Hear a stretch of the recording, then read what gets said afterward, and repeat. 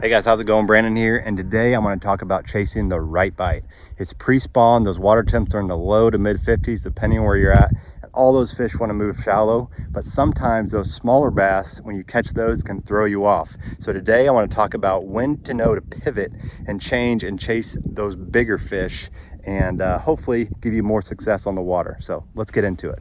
Okay, so I wanted to show you the first spot, kind of where I was starting. Basically, you can pick on your lake too. I just like to pick the biggest creek on the lake. It's a good starting spot if you don't have a good starting spot. There's plenty of little cuts in this creek that would give them plenty of opportunity to spawn. So my first spot really took me a while to find this spot. I really was fishing the opposite side that had more rock on it. This side was more of just a kind of a dirt bank. But it had the right ingredients, was with isolated structure cover that I was looking for. That's kind of what I found with my first bite here.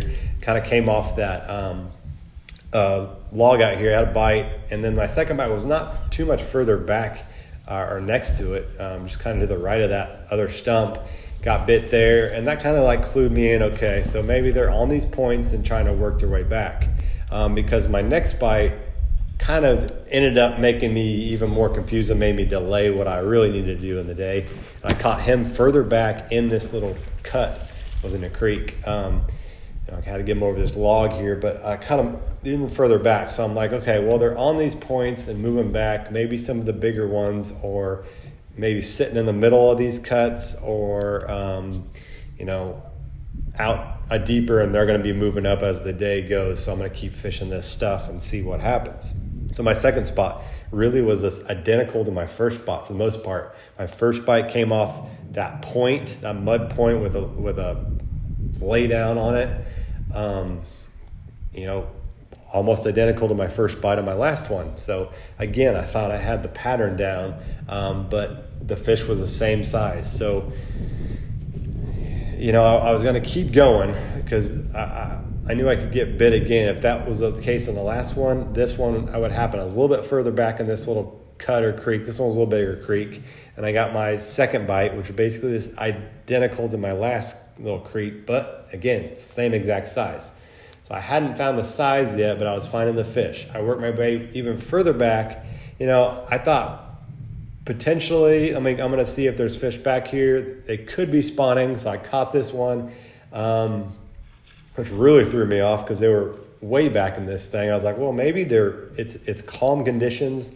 Maybe there's a chance that they're actually spawning or getting ready to, and those big ones are back there already. So I went back there and wasted probably a lot more day than I should have, looking around, trying to find any big females, and just kind of throwing a jig around and alternating baits other than the spinner bait because it was so calm.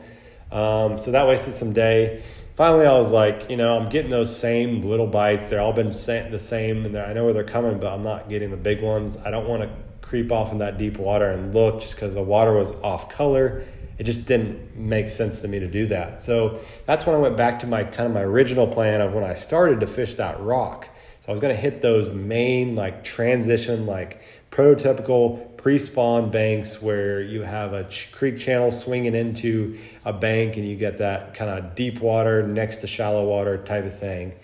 So that's why I found this spot. Kind of where I started, again, that rock though. I knew that rock would warm the water, and as the day gets more in the day, the sun's higher, that rock's going to warm and hold those bigger fish. Those big fish will slide up there and feed. If they're not want to spawn, they'll still slide up because of that warmer sun. They want to sun a little bit. So that's what happened here. Basically right up on the bank, sitting on a lay down, caught this one here, and that kind of clued me in again. It's like, okay, let me look at the flatter stuff near deep water. So that's my next spot. I basically found a flat bank. It didn't set up perfectly, but I didn't have a whole lot of options. But with that wind pushing into this bank, I knew this one would be good. The only thing I had to watch out for was, as you can see here, is mud. The mud line on that bank, I knew the fish would be either on that mud line or out deeper. They're not going to be in that mud. That's how this one came. It came right on that mud line. He was sitting on a log right off that mud line. So that made sense to me. That kind of what I was thinking going in, seeing that mud. I was like, well, if they're here, they're not going to be in that mud, but they're going to be shallow as they can get. And that's what he was. So that again clued me into that they're going to be on this flatter stuff near deep water. That's kind of the same thing here. This one didn't have as much wind on it, but it had the right ingredients. This one had more rock than the last bank. So I know that rock would be warming that water again, and they'd be on it, and it's later in the day. They're going to be moving up. I was a little bit, wasn't sure with the calm water, but as you can see here, this fish was basically sitting right on the tip of this rock. I threw my bait right under that rock and was able to get that bite. I think he chased it out a little bit. He may have been off that rock a little bit, but watching that rock, I'm not really sure. But I put it right up on that rock. Again, they're warming up. It's a bigger bass, good quality 5-pounder. And then so I moved around this kind of point here. And I knew even with this calm water that those fish would be moving up. I wasn't real confident because there wasn't a lot of wind on this bank that they would be here, but it just set up right where I was going to keep fishing around. And with that other big one being right around the corner, I knew there was a good chance of there being more around this area. I know with this bank I needed to throw, there was another mud line. I wanted to throw right on that mud line. This one he came a little bit closer to the boat. He's in deeper water, maybe sitting on a rock or a stump out there deeper.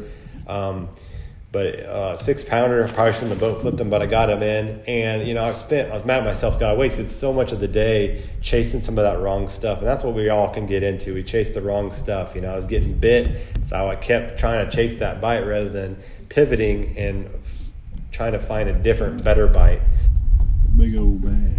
Pre-spawn, all those fish are moving up, and don't settle for those smaller bites thinking maybe this is just it, and keep grinding those areas. I was getting those smaller bites, and the water temp was, it's warming, but it's just not enough, and I just didn't feel right. So I changed course. I went to those more traditional spots. I kept the same bait in my hand, throwing the spinner bait all day, 1/2-ounce spinner bait, throwing those. I switched up a little bit to see if the bite would change, but it really didn't. Kept that spinner bait in my hand, jumped around to those more traditional spots, and I was able to land those bigger bites. So it kind of proves, just check some different areas. Fish during the pre-spawn, all those fish are moving up. So fish around until you find the right bite.